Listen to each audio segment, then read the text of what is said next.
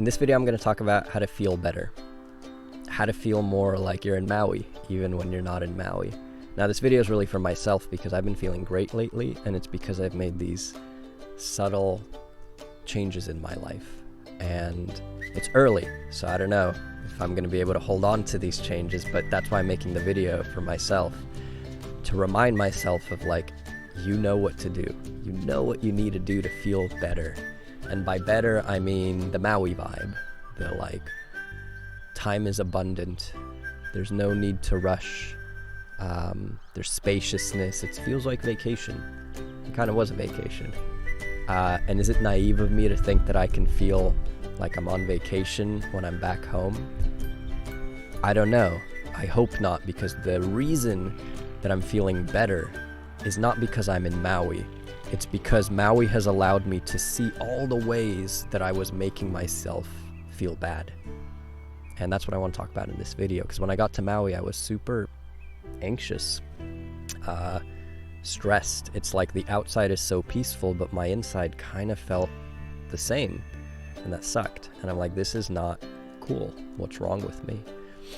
And I realized what's wrong with me is that I just do the wrong thing at the wrong time. A couple of times per day. I do the wrong thing at the wrong time a couple of times per day. What do I mean by that? Well, the biggest thing that I mean by that is that I check my phone in moments where my brain is tired. And a better thing to do, a healthier thing to do, is literally anything that doesn't involve a screen.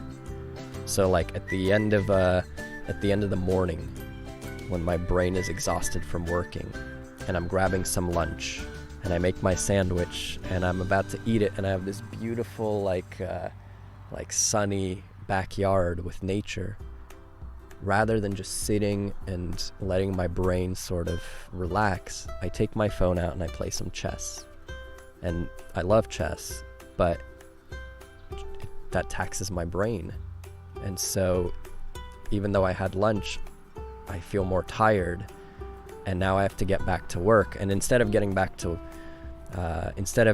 like taking a real break for my brain, I get back to work, and now work is kind of a struggle.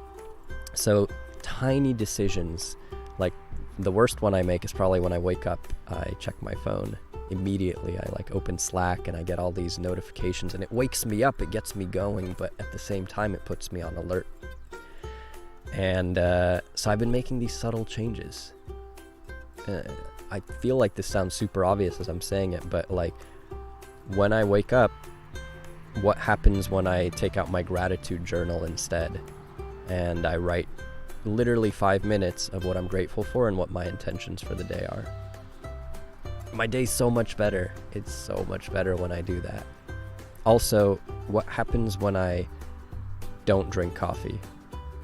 That's a big one. That's a scary one for me. But reliably, I feel better. It's not that I feel better, it's that I feel more balanced, and time stretches slower. It stretches slower because coffee puts me in like a limitless state. I feel like, man, I got this, like I'm gonna power through everything. No coffee makes me feel like time's kind of a little bit more of a drag, but it slows down for me. And when it slows down for me, I'm much better at noticing when I'm tired, when I could use a break. When I'm on coffee, I feel like I power through and I ignore the breaks and I just like exhaust myself, but it feels like a rush. That's a funny word, a rush. It feels like a rush. When I don't have that rush, I notice, I'm starting to get tired. So I stand up, I walk away from the computer, and I take a break. And it's all of these little moments. It's even the moment of before bed. Do I read myself to sleep, or do I open a screen and watch Hikaru play chess, or watch some lecture? Like, there's really clear difference between when I reach for the screen and when I don't. And I kind of noticed that when I am more mindful about this, well, at first it's uncomfortable because I'm reaching for the screen. I don't let myself do it, and then it's like, what do I do with this kind of uneasy energy? But in facing that, I've made better decisions. Like I've One time I went to go meditate. Another time I went to go swim. Third time I just like walked around in circles. Fourth time I journaled. There's a lot of great habits that I know are awesome for me, that I feel like I don't have enough time for, but it's really because I reach for my phone and I kind of satiate my need to feel occupied or distracted or whatever it is. Whew, windy here. So the bottom line for me is that I've been feeling better, and it's not because I've been doing any one thing. It's just because I've noticed that there's all these moments where I have a micro decision to make. Do I eat the sandwich outside with no distractions, or do I also play chess while I eat the sandwich? Do I wake up and check my phone, or do I wake up and do my gratitude journal? Do I read before bed, or do I watch Hikaru play chess before bed? It's all these little moments. Do I have the coffee today, or do I have green tea instead? Each one of these ends up having a massive difference for me, and that's for me because I know that these are like my key drivers. These are the things that I have learned do it for me. So I wonder what it is for you. I feel like all of us have these things that, like, you come home and you could either cook dinner, or you could heat up a frozen thing.